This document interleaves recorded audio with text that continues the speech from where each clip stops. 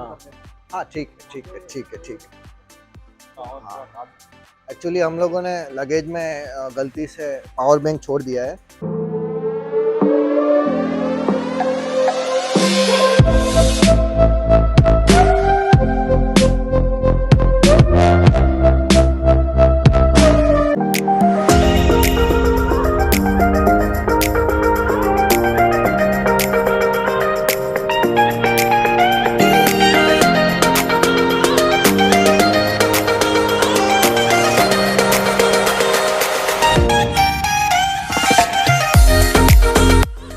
Hello guys, ये है मेरा फर्स्ट व्लॉग। स्टार्ट बीच से कर रहा हूँ क्योंकि उससे पहले मैं अपना ये जो मैंने नया फ़ोन परचेज़ किया उसके अरेंजमेंट में बिज़ी था। तो उसके बाद थोड़ा सा ट्रैवलिंग करके हम लोग अहमदाबाद अभी पहुँचे हैं।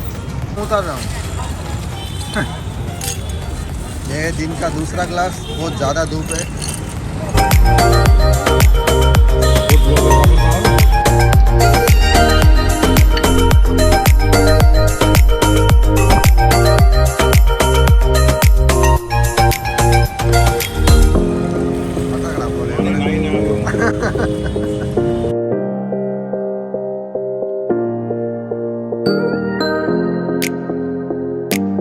अभी हम लोग निकले हैं, अभी दो घंटे का टाइम है हमारे फ़्लाइट के बीच में।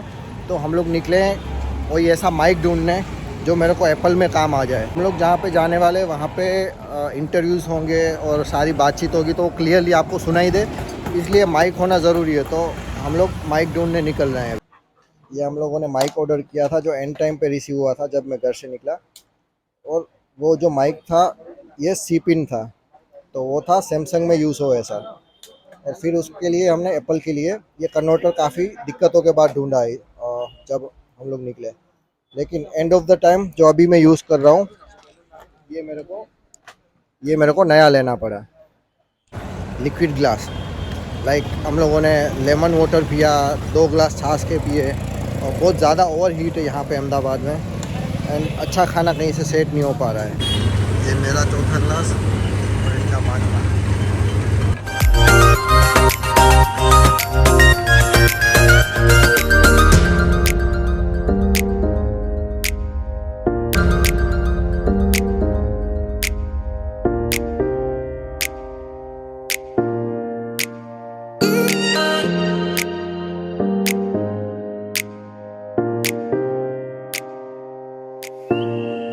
वैसे भी हम जब से निकले तब से नुकसान चल ही रहा था, और ये देखिए कुदरत का भी कैसे नुकसान हो गया।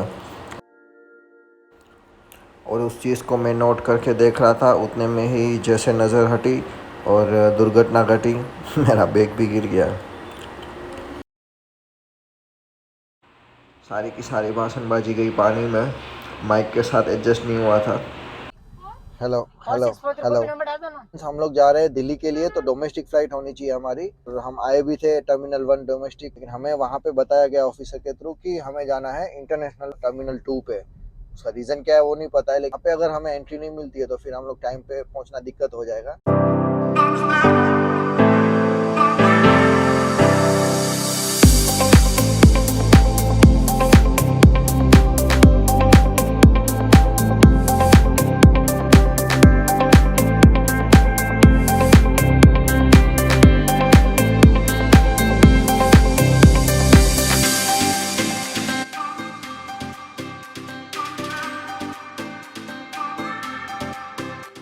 पूरे का पूरा एयरपोर्ट खाली है, सबका धंधा बंदा है, एक बंदा सो रहा है।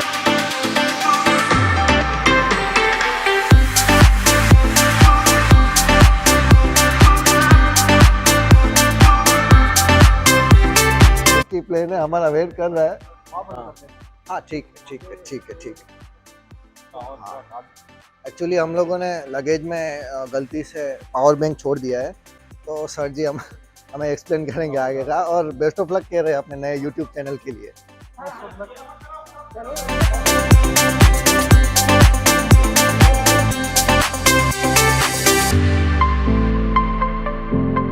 और यहाँ पे अलाउ नहीं है वीडियोग्राफी या फोटोग्राफी कुछ भी, तो फ़ोन बाहर रख के जा रहे हैं हम लोग अंदर इंफेक्शन के लिए।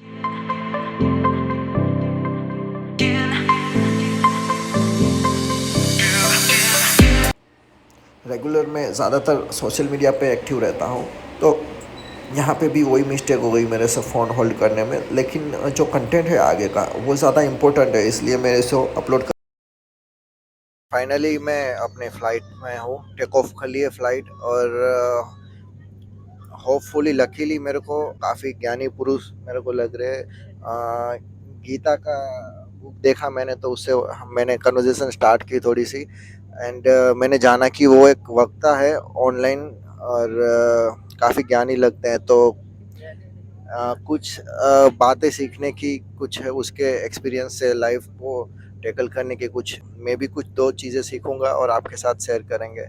गीता में तो हर एक लाइन में बहुत कुछ समझने जैसी चीज़ है, लेकिन हम लोग उसको अगर शॉर्ट में कोई उसका आंकलन करना चाहे कि जो ज़िंदगी में कुछ दो तीन बातें जो ये युग में काम आती हो, जो यंगस्टर मेरे जैसे हो उसको काम आती हो अपनी लाइफ को इजी बनाने में, ऐसी सर आप कुछ बातें थोड़ी सी मैं आपसे सुनना चाहता हूँ। आपने जो अभी जो प्रश्न किया कि जीवन में गीता हमें क्या बताती है। गीता का जो ज्ञान है वो त्रिकालाबाधित सत्य है, भूत वर्तमान और भविष्य। गी इति ज्ञानः। गी शब्द का अर्थ है ज्ञान, यानी उसको मराठी में ज्ञान बोलते हैं। ता शब्द का अर्थ होता है मार्ग। ज्ञान पे मार्ग पर चलाने वाला जो गुरु है उसे गीता कहते हैं। अर्जुन को एक माध्यम रखा है केवल। जैसे सूर्य के जो किरण होते हैं, सूर्य के सन के जो रेजेस होते हैं, वो हमारे पृथ्वी पर, हमारे जीव सृष्टि में वो डायरेक्ट नहीं आती है, तो वो it reflects through the ozone. तो ओजोन जैसा है वैसा अर्जुन जो है, ये अर्जुन यानी ओजोन है। जो एग्जांपल दिया है बहुत अच्छा एग्जांपल है। तो धर्म की मुख्य व्याख्या है कर्तव्य। हमारा कर्तव्य कर्म करना, यही धर्म है। पिता का पुत्र के प्रति क्या कर्तव्य है, वो धर्म है। पुत्री का माँ के प्रति क्या है, माँ का पुत्री के प्रति क्या है, पिता का पुत्री के प्रति क्या कर्तव्य है, वो धर्म है। हमारे जीवन में ऐसे इतने संकट आते हैं बहुत बार कि हमें लगता है कि ये संसार छोड़ के कहीं हिमालय में चले जाओ, भागेंगे तो वो भागना क्षणिक आपको वो संकट से दूर करेंगे, परंतु आपका मन उस संकट में ही रहेगा। अच्छे लोग काम नहीं करेंगे, हाँ। तो वो जगह पे आएंगे बुरे लोग, और फिर वो पूरा काम खराब करते हैं। भीष्म पितामह, तो वो फिर लास्ट में जब उसकी श्री कृष्ण से कन्वर्सेशन जब होती है, तो वो कृष्ण उनको समझाते हैं कि तुम अपना जो कर्म जो था आपको जो टाइम पे वो आप नहीं निभा पाए, और आप जिंदगी के आपने जो त्याग किया सारे काम का, और उसी के कारण आज ये युद्ध हो रहा है। तो ये चीज़ तो है कि आप अगर अच्छे लोग अपनी ड्यूटी नहीं करेंगे और भागेंगे काम से, तो फिर उस जगह पे बुरे लोग आएंगे, है ना। आप यही मीनिंग है ना आपका कहने का। ऐसे और सरल भाषा में उसको समझाए तो कैसा है, सपोज हमने बैंक से कर्जा लिया है या एक साहूकार से कर्जा लिया है, ठीक है। किस कारण से हम वो कर्जा हम पेड नहीं कर सकते, तो हम उसमें डिफॉल्ट होते हैं। डिफॉल्ट होने से क्या होता है, हमारा जो रेट इंटरेस्ट जो है वो बढ़ता है। जैसे 15,000 का जो हमारा कर्जा है वो हमको ब्याज में 25,000 पे करना है, परंतु कुछ कारण से हम उसको नहीं पे कर सकते, तो 25,000 के 30,000 हो जाते हैं। तो अभी इस कंडीशन में हमने ऐसा रास्ता चुन लिया कि मैं ये कर्जे से मुक्ति चाहता हूँ और मैं यहाँ से भाग जाता हूँ और कई ऐसे जगह पे जाता हूँ कि जहाँ पे मुझे ये कोई तंग न करे। परंतु जो कर्जा लिया है उसका ब्याज तो दिनों दिन बढ़ते ही जाएगा। आपको वो सर्च करेंगे, आपके पीछे और कुछ तो भी कायदे कानून के ऐसे डंडे घुमाएंगे और नोटिस भेजेंगे, तो जो फैमिली है वो सरवाइव करेंगे। और इसका मतलब ऐसा है कि आपका संकट कम नहीं हो रहा है, अपितु उस संकट में और घी पड़ रहा है और उसकी ज्वाला बढ़ रही है। तो ये जो कन्वर्सेशन हमारी जो गीता के रिलेटेड हुई, उससे मेरे को काफ़ी कुछ मेरा उससे व्यू टू गीता थोड़ा चेंज हुआ। एक और छोटा सा मेरे को डाउट है सर कि लाइक हम लोग कभी कभी क्या करते हैं ना, कोई गीता का एक दो श्लोक पढ़ते हैं और उसको डिटेल में उसमें जाते हैं, लेकिन पूरी गीता कभी कभी यंगस्टर अपने बिजी लाइफ में नहीं पढ़ पाता। तो क्या इसका मतलब ऐसा है कि जो आधा ज्ञान है वो हानिकारक है? प्रश्न तो बहुत अच्छा किया है आपने। हमारी सैलरी सपोज आज के तारीख में 10,000 है। उस 10,000 में हमने बहुत असंबद्ध ऐसे खर्चे न करते हुए हमारा जो जीवन व्यापन चलने के लिए उत्तम रीत्या उसको यदि हम मैनेज करते हैं और उसमें हम वो पैसे का यूज करते हैं और उसमें संतुष्ट रहते हैं, तो भगवान वहीं पर आपको बहुत अच्छा अनुग्रह करता है। परंतु आप यदि उसमें असंतुष्ट रहे, यार मेरे पास तो 10,000 सैलरी है और बाकी लोगों की तो 1,00,000 है, 50,000 है, और इसमें यदि असंतुष्ट रहते हैं तो क्योंकि भगवंत ने आपकी योग्यता के अनुसार ही आपको दिया है। इसीलिए जो भी जितना ऐसा इतना जरूरी नहीं है कि जरूरी तो है, परंतु हमें उतना ही 2 ही अध्याय का हमें ज्ञान प्राप्त हुआ है तो हमने उसका मनन चिंतन और निधिध्यासन करना चाहिए।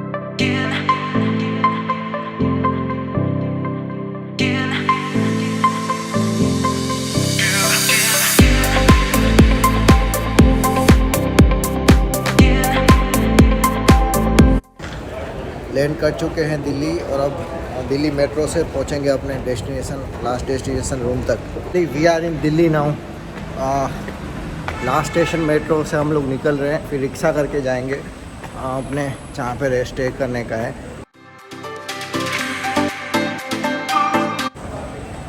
देखते हैं अभी खाना अवेलेबल हो रहा है सही से या नहीं। फाइनली गुजराती खाना हमें दिल्ली में आते ही मिल गया। ये है यहाँ की बेस्ट कनेक्शन हमारे। रोटी है उसमें।